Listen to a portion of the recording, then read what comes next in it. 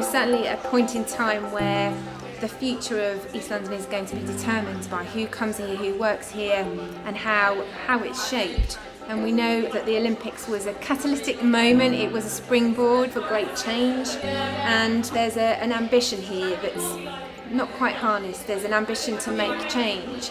I think one of the challenges is that lots of people come in and want to make a change. And I guess the question for me is, in true culture-led regeneration, how do you enable the people who live here, who work here, to have a voice? How do you allow those people to shape the destiny and shape the future? The Legacy List is the charity of the Queen Elizabeth Olympic Park, set up by the Mayor of London and the London Legacy Development Corporation in 2011 to advance art and culture in the Olympic Park and the surrounding boroughs. Since 2011, the charity has focused on scoping and building over 30 successful visionary projects which focus primarily on art and culture, creative education and talent. The new cultural quarter on the Olympic Park represents a real opportunity for the creative community in East London. However, it's not building a creative sector. That's already there, it's thriving. It's about adding to that, it's enhancing what's already here. And the charity, I believe, will play a huge part in helping that take shape.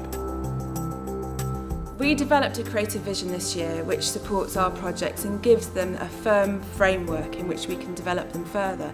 So our 4 pillars are make, learn, be and connect. So within our strand of Connect, we are looking at creating opportunities for people to have better access to arts and culture in and around the park. So bringing Greenwich and Docklands International Festival to the park, Great British Carnival and continuing to support our programme Sparked at the ViewTube provides numerous opportunities for people to engage in arts and culture, which they may not have had the opportunities to do so before. One of the most important aspects of East London, it provides the opportunities for individuals to express themselves. It allows that opportunity for businesses and studios to grow into such a way that then they can burst onto the wider scene across London and the rest of the world in a way which they haven't been able to elsewhere, because they're surrounded by like-minded talent, because they've got that peer support, and because there's organisations like the Legacy List involved in helping to drive that growth. So within Make, it's our responsibility to support artists, arts organisations and continue to help them develop and grow in their practice. So projects such as East London Painting Prize, the Yard Theatre and Floating Cinema are incredibly important to recognise that development for artists. The Yard is going to become a beacon of contemporary culture in the next few years. The journey that we're on is tremendously exciting. I think that the work that we're making is exceptional. I think we're in the most exciting part of London that's developing, that feels alive. We're in a part of London that, there's a palpable sense of excitement about its future. You pick a flower, it goes ping. You lick a lollipop, it goes ring, ring. If you touch a squirrel, it will burp. If you poke a snail, it would slurp. Creative learning through our strand of Learn is really at the heart of everything that we do. Projects such as Children's Legacy, Poems and Building Brighter Futures are having those real tangible impacts on children in East London. We wanted the school to be involved in the Building Brighter Future scheme because although we have very good standards of reading in school, we identified there was a significant number of children who find reading very difficult. So we wanted to give these children an opportunity in school to get engaged in their reading that would help them to become better readers in the future. They will come along and sometimes read out loud really, really quietly, so you can tell that they're not confident. I had one young person that would cough every time they got to a difficult word, or sneeze and then they'd have to go off and get a tissue, and then when they came back they'd start a word that they could actually read. They don't do that anymore. I won. You did win. You did. A red sun will creep up my neck, set on both sides of my face. She'll be disappointed, know my ignorance.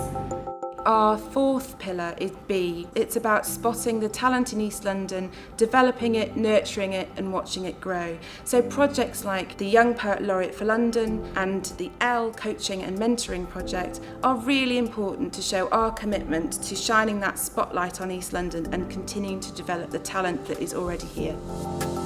Projects like this are vital for creatives, for young people. I am a young female poet that is trying to make her way, and so it's so important having the structure around me to allow me to do that, to allow me to produce the work that I'm creating. It's the whole idea of giving people that opportunity to maximise their talents, to utilise their abilities, and just to realise the way in which they've got a way to contribute to the community and to the sector in which they work. You know, it doesn't matter whether you have qualifications or experience or whatever. If you're interested and you're enthusiastic, then we're here. And that's exactly what I was. I was just a young person who was like, oh, I've left college, I don't know what to do, what's the next step? So I came across this place and progressed on to becoming a presenter, and from there becoming a training assistant, and I passed my skills on to other young people. This is the real legacy, where I feel like for so many of us, having this to motivate us really does make a difference. This is to give us skills that we can use in our future life and our future careers.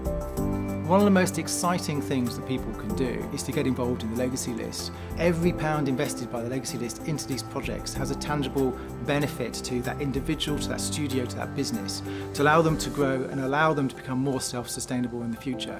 That's why people should be involved, and that's why people should volunteer their time and give their money. And I realised, there are people that care.